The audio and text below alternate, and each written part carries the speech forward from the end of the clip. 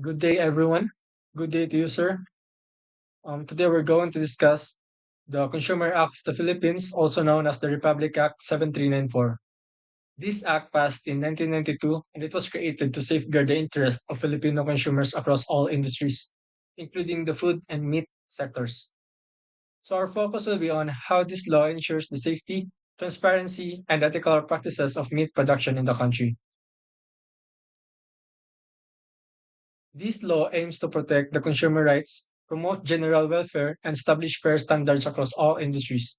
And in animal science, and more specifically meat production, this means that making sure all meat products are safe, properly labeled, and produced without unnecessary cruelty. So now let's focus on the three main areas that RA 7394 provides, especially as it applies to meat and animal products. First one is product quality and safety. This refers to making sure that what we buy is safe for consumption and meets quality standards. This means it must be free from harmful bacteria, properly stored and handled, and free from chemical residues or spoilage. Second one is consumer rights and redress mechanisms. So the law doesn't just focus on preventing harm, but it also empowers consumers with rights and ways to fight back when something goes wrong. So they have the right to file complaints, seek refunds or compensation, and report businesses that mislead or gasal sila og mga unsafe meat products. The third one is honest labeling and advertising. This means that meat products must be labeled truthfully and advertised in a way na dili sila mangilad og tao. For example, um, if a brand mag-label sila nga ibutang nila ito is 100% organic or antibiotic free. But in reality, it's from conventionally raised pigs treated with antibiotics. So it is false advertising and it's punishable under the law. So why consumers protection matters in meat processing?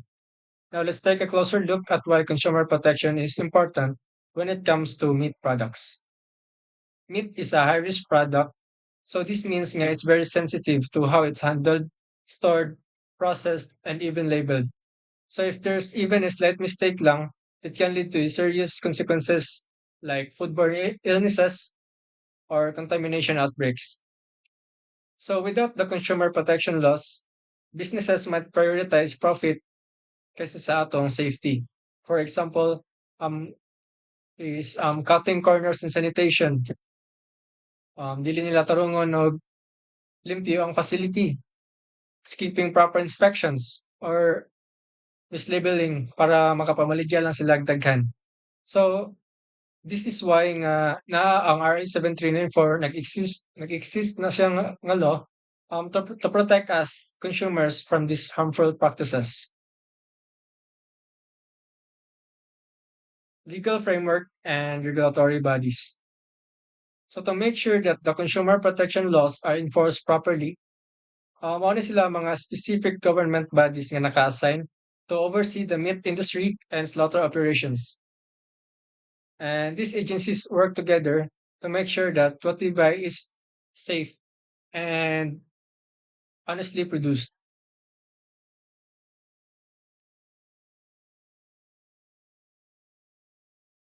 This slide now, this slide covers the four fundamental consumer rights guaranteed by the Consumer Act of the Philippines.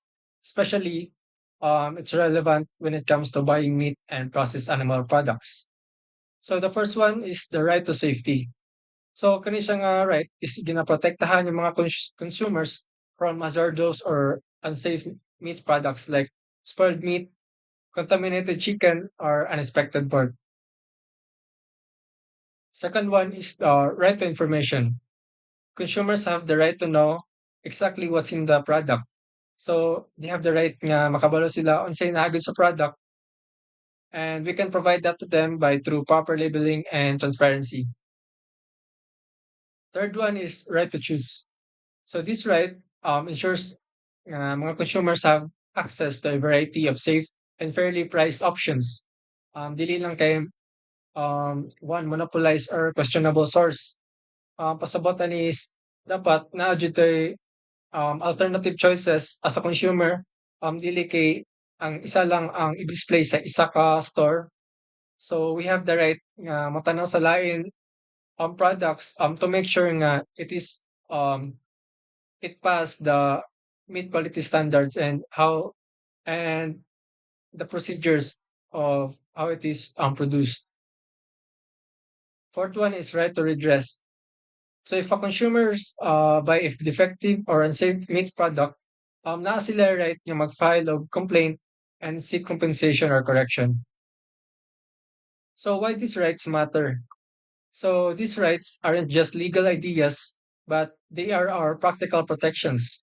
So whether you're buying lechon in a wet market or canned meat in a grocery store, so kani siya nga rights is gina-ensure nga what you're buying is safe, you're not misled, you have options, and you have legal support if something goes wrong.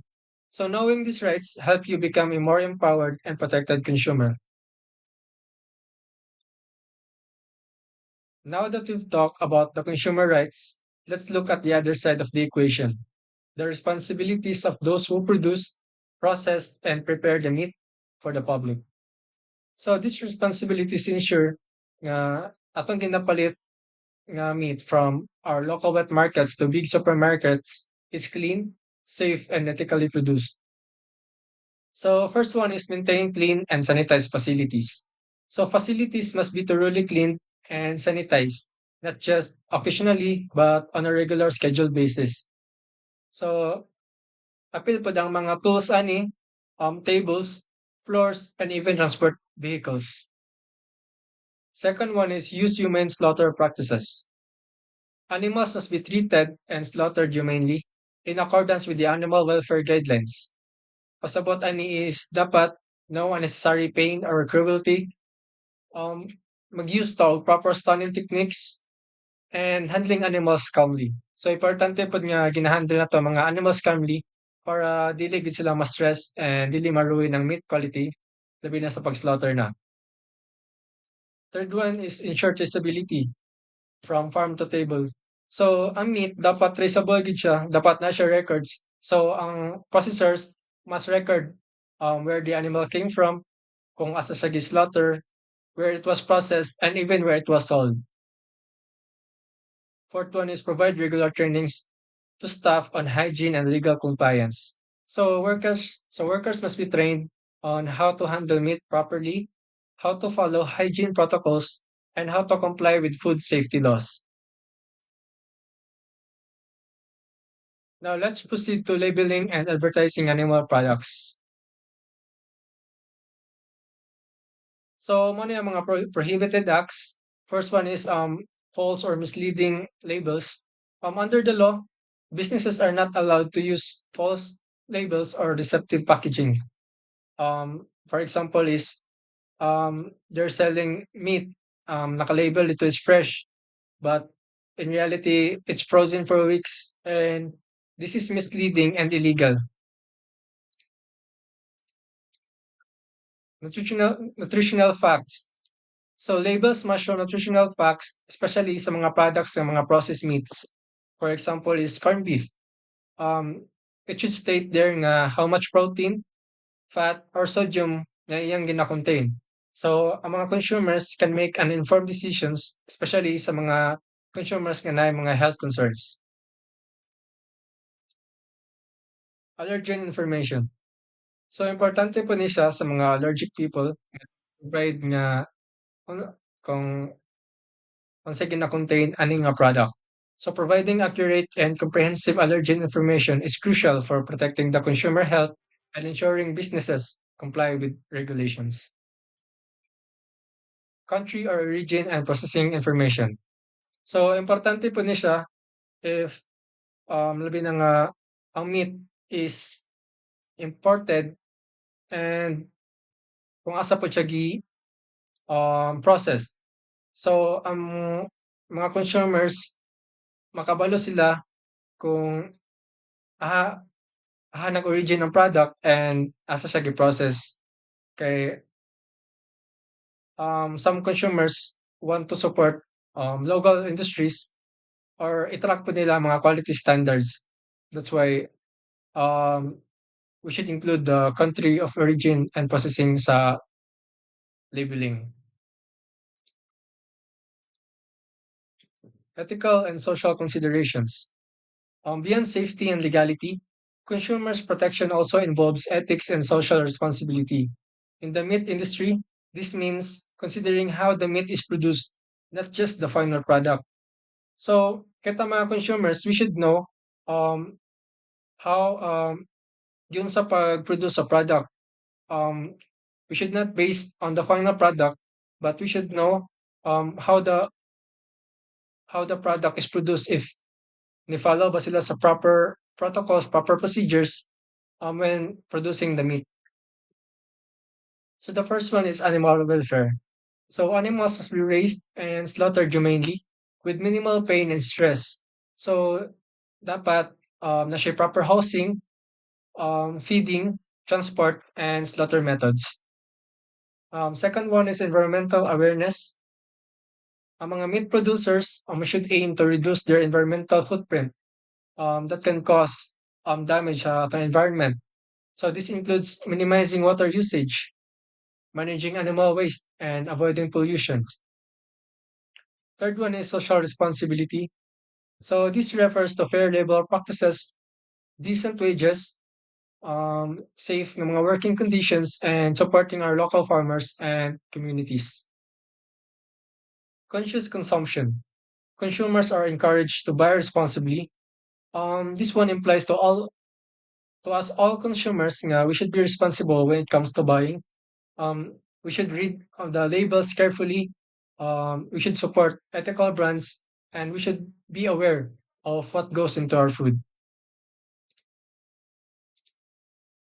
So, in conclusion, all of these are connected. Ethical meat production isn't just about doing the right thing, but it directly impacts safety, quality, and public trust. So, to wrap up this report, let's remember the key takeaway. The Consumer Act of the Philippines, also known as RA 7394, is not just a set of legal rules, but it's a vital protection system for everyone involved in the food chain, especially in the meat industry. That's all. Thank you.